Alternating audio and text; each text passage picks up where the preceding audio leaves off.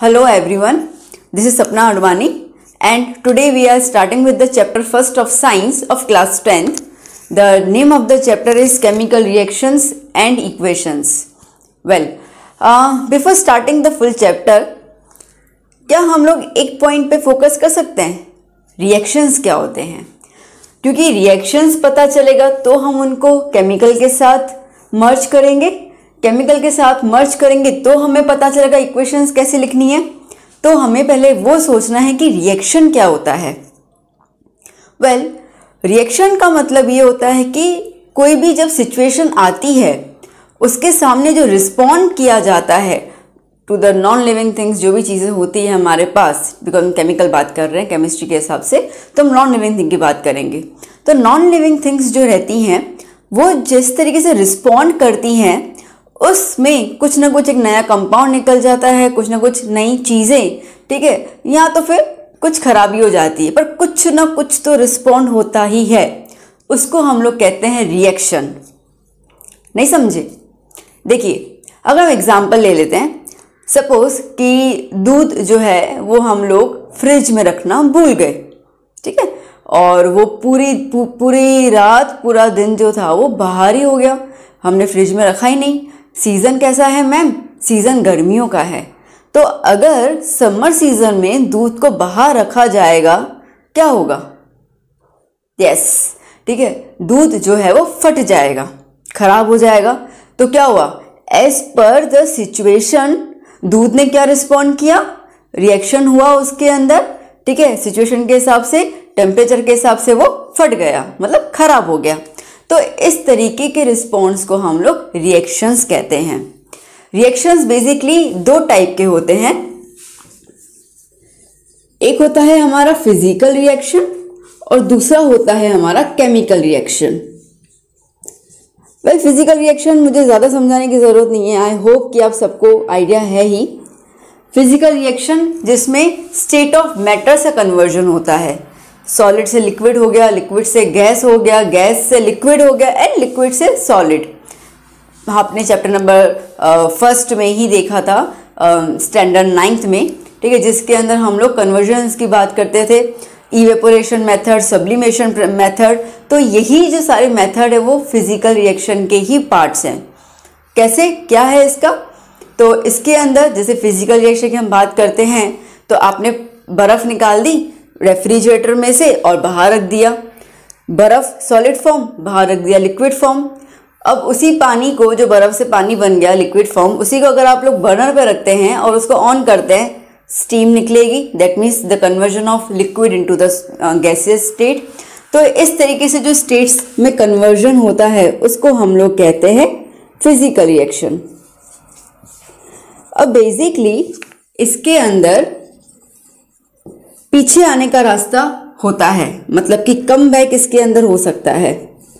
Come back, उसी पानी को अगर आप फिर से रेफ्रिजरेटर में रख देंगे जिसमें से आपने बर्फ़ में से पानी बनाया, तो फिर से वो आइस में कन्वर्ट हो जाएगा।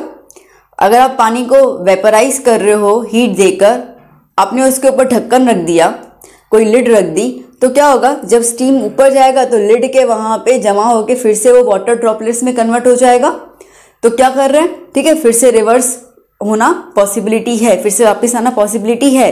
तो फिजिकल रिएक्शन में वापस आना पॉसिबिलिटी होता है, जबकि नेक्स्ट रिएक्शन जो है that is the chemical reaction, और उस केमिकल रिएक्शन में लौटना, पीछे मुड़ना पॉसिबल नहीं है। और ऐसे हमारे पास अनगिनत एग्जाम्पल्स हैं।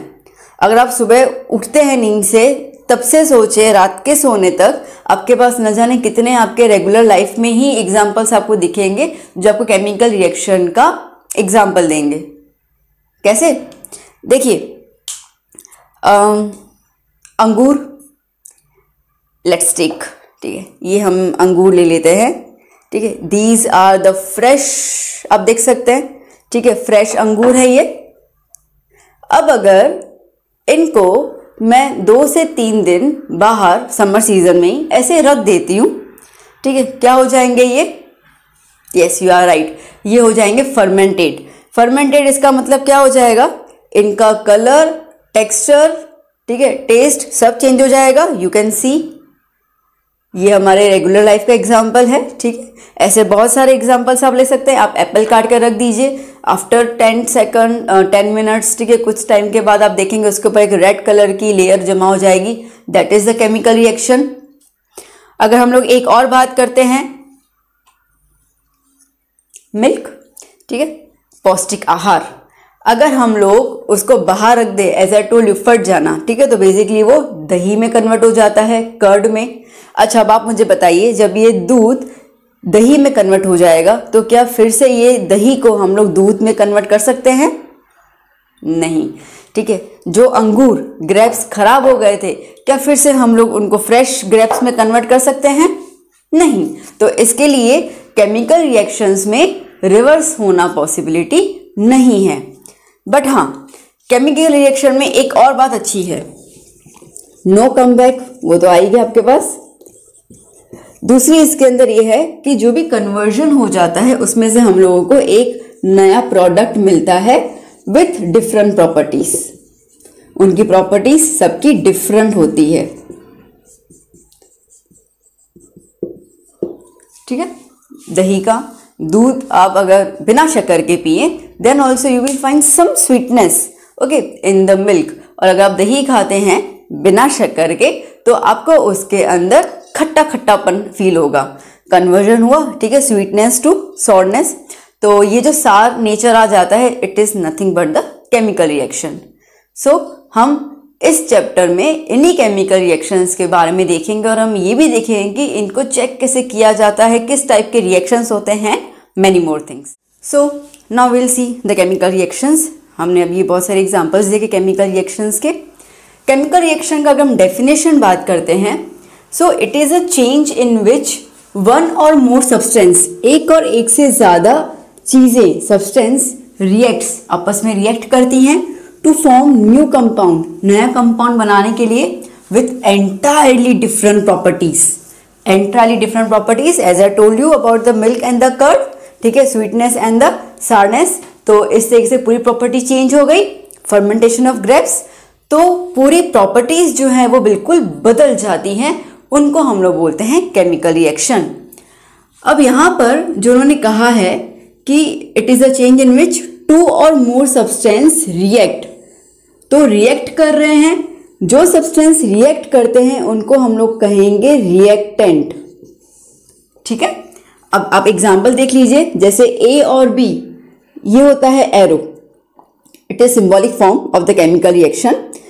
एरो जो रहता है उसके पहले जो भी कंपाउंड्स हम लिखेंगे, उन कंपाउंड्स को कहा जाएगा रिएक्टेंट। और उसके बाद इन्होंने कहा है reacts to form new compound. अब उसके बाद हमें एक नया बिल्कुल कंपाउंड मिल जाएगा, नया सब्सटेंस मिल जाएगा, उसको हम लोग कहेंगे product, with entirely different properties. सारी की सारी प्रॉपर्टीज जो है वो उसकी अलग हो जाती है। बेसिकली ये पता ही नहीं चलता है, ठीक है, ये पता ही नहीं चलता है कि वो सही में उसमें से ही बना है।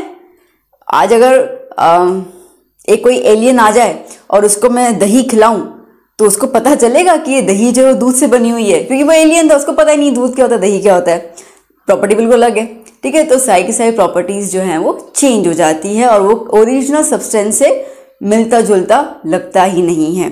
So that is about the chemical reaction. अच्छा, अब ये हम लोगों ने जो एग्जांपल्स देखे या थोड़े बहुत, तो और भी तो कोई चीज़ होगी जिससे हम आइडेंटिफाई कर सकते हैं। तो हम लोगों को अब क्या ऐसा सोचना है जिसकी वजह से हम आइडेंटिफिकेशन कर सकते हैं अबाउट द केमिकल रिएक्शंस। तो उसके लिए भी हमारे पास सॉल्यूशन है। कुछ क्राइटेरियाज ऐसे हैं जिनके बेसिस पे हम ये चीज़ बोल सकते हैं कि हाँ रिएक्शन हुआ, ठीक है, वो रिएक्शन हुआ। तो व्हाट आर दोस क्राइटेरियाज, अभी हम वो देखने वाले हैं। नेक्स्ट टॉपिक है हमारा आइडेंटिफिकेशन ऑफ केमिकल रिएक्शंस। अब जैसे मैंने कहा कि रिएक्शंस हो रहे हैं, वो हम पता कैसे कर सकते हैं, कुछ तो हमारे पास एक सोर्स होना चाहिए पता करने का, तो इसको हम लोग कहेंगे आइडेंटिफिकेशन। इसके अंदर हमारे पास 5 ऐसे पॉइंट्स हैं जिसके बेसिस पे वी कुड आइडेंटिफाई दैट या रिएक्शन हैज़ अकर्ड। अब जैसे पहला अगर मैं पॉइंट लेती हूँ, that is change of state. वो कहेंगे मैम चेंज ऑफ स्टेट तो हमने फिजिकल चेंज में दिखाया था, तो वो केमिकल में कैसे आ गया? फिजिकल में दिखाया था मैंने, बट वो रिवर्स बैक था। केमिकल में ऐसा होगा, रिवर्स बैक नहीं होगा। दूध लिक्विड स्टेट जब कन्वर्ट हो जाता है कर्ड के अंदर, could we say that solid और सेमी सॉलिड स्टेट, ठीक है, सॉलिड स्टेट जैसा ही हो जाता है। अगर पनीर की बात करते हैं, बिकॉज दूध में से ही पनीर बनता है, ठीक है, तो वो क्या स्टेट होता है? Solid state. रिएक्शन हो गया। तो एक हमारा है चेंज ऑफ स्टेट, जहाँ पे कोई एक स्टेट ऑफ मैटर दूसरे स्टेट ऑफ मैटर में कन्वर्ट हो जाता है without any reverse back. Reverse back इसके अंदर नहीं होता है। दूसरा अगर मैं बात करती हूँ, that is change in colour. Colour कैसे? एक तो मैंने आपको अभी अभी अंगूर का एग्जाम्पल दिया, ठीक है, फिर से देखना चाहेंगे आप? So this is the fresh grape and this is the chemical reacted grape. आप देख सकते हैं, ठीक है, दोनों के अंदर रिएक्शन हुआ और ये रिएक्शन के बेसिस पे उसका कलर चेंज हो गया। ये रहता है राइपन ऑफ फ्रूट्स, ठीक है। कच्चे केले आप देखो ग्रीन कलर के होते हैं, पका हुआ केला सीधी सी बात है येलो कलर का जो हम खाते हैं गर्मियों का सीज़न में। कच्ची केरी जो होती है, ठीक है, that is raw mango. Green colour जब हम लोग मैंगो खाते हैं, राइपन मैंगो, येलोइश कलर, तो कलर चेंज हुआ इसके अंदर। तो इस तरीके के रिएक्शंस भी होते हैं जिसमें हम कलर चेंज से पता कर सकते हैं। तो आप कहेंगे मैम सिर्फ फ्रूट्स में ही ऐसा होता है? नहीं नहीं, बहुत सारी चीज़ें होती हैं। एक एग्जांपल ले लेते हैं, ठीक है। ये कॉपर का मटेरियल नया नया है, ठीक है, कितना चमक रहा है। अब अगर मैं एक और कॉपर का मटेरियल दूं आपको, तो आप देख सकते हैं यहाँ पर, ठीक है, उसकी शाइनिंग सरफेस पूरी डल हो गई है और प्लस उसके ऊपर ग्रीन कलर के कुछ पैचेस आ गए हैं। You can see the reaction. तो ये रिएक्शंस जो होते हैं इनको भी हम लोग केमिकल रिएक्शन कहते हैं और ये भी चेंज ऑफ कलर में ही आते हैं। तो सेकंड पोर्शन हो गया चेंज इन कलर, जिसके थ्रू हम लोग रिएक्शंस देख सकते हैं। तीसरा जो रहेगा that is evolution of gas, ठीक है। इवोल्यूशन ऑफ गैस, इवोल्यूशन मतलब कि गैस का रिलीज होना। मम्मी खाना बनाते हैं, ठीक है, जैसे ही वो प्रेशर कुकर का ढक्कन ओपन करते हैं पूरा से स्टीम निकलता है खुशबूदार, तो अंदर रिएक्शन हुआ, उसका हमें फ्रेगनेंस बाहर मिला। और बहुत सारे रिएक्शंस होते हैं जिसमें हम गैसेस की बात करते हैं। लेट्स टेक वन एग्जांपल अच्छे से, ठीक है। दिस इज़ प्लेन वाटर, ठीक है, बिल्कुल अच्छा सा पानी है। अब अगर इसके अंदर मैं सोडा डाल दूं, ठीक है, लेट्स टेक इट। अब जैसे ही मैं इसमें सोडा डालती हूँ, यू कैन सी, ठीक है, एफरवेंसेस आ रही हैं। ये एफरवेंसेस सबने इनो तो यूज़ किया ही है। ये एफरवेंसेस जो आ रही हैं, ठीक है, इसके अंदर से क्या हो रहा है? गैस रिलीज हो रहा है। नाक में लग गया, ठीक है, इसके अंदर से गैस रिलीज हो रहा है। यू कैन सी पूरा पानी का टेक्सचर चेंज हो गया, ठीक है, गैस रिलीज हो रहा है। ये gas that is evolution of gas, ठीक है। तो यहाँ पर ऐसे बहुत सारे एग्जांपल्स रहते हैं जहाँ पे हम लोग इवोल्यूशन ऑफ गैसेस देख सकते हैं, जहाँ पे गैस निकल रहा हो। ओके, अब अगर हम लोग एक और बात बोले तो that is change in temperature. Reactions के अंदर टेम्परेचर का चेंज भी इंडिकेट करता है कि रिएक्शन हुआ। टेम्परेचर का चेंज बहुत सारा, सपोज़ कि मैं शुगर ले लूँ, ठीक है, और शुगर को मैं एक कंटेनर में डाल के उसको बर्नर पर रख देती हूँ, उसको हीट करती हूँ। तो हीट करूँगी तो उसमें क्या होगा, फिर जब मैं शुगर को हाथ लगाऊंगी तो बहुत गर्म होगा, ठीक है। तो इसका मतलब कि टेम्परेचर जो हुआ वो चेंज हुआ, क्योंकि शुगर ने गैस को एब्जॉर्ब किया तो उसका टेम्परेचर चेंज हो गया। तो टेम्परेचर दो तरीके से, यहाँ तो इवॉल्व कर लो और ठंडे बन जाओ, यहाँ तो एब्जॉर्ब करके हीट को गर्म बन जाओ। So it is also the point of chemical reaction. और लास्ट एक रहता है that is formation of precipitate.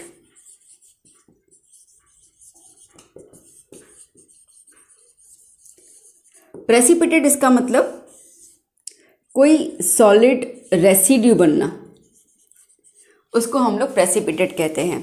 Solid residue कुछ ऐसे रिएक्शंस हो जाते हैं, ठीक है। जब हम केमिकली दो कंपाउंड्स को अगर हम लोग आपस में मिक्स कर लेते हैं तो जब रिएक्शन होता है तो कई बार ऐसा होता है कि नीचे की तरफ कुछ पार्टिकल्स हमें मिलते हैं। वो पार्टिकल्स जो होते हैं उसको हम लोग प्रेसिपिटेट बोलते हैं।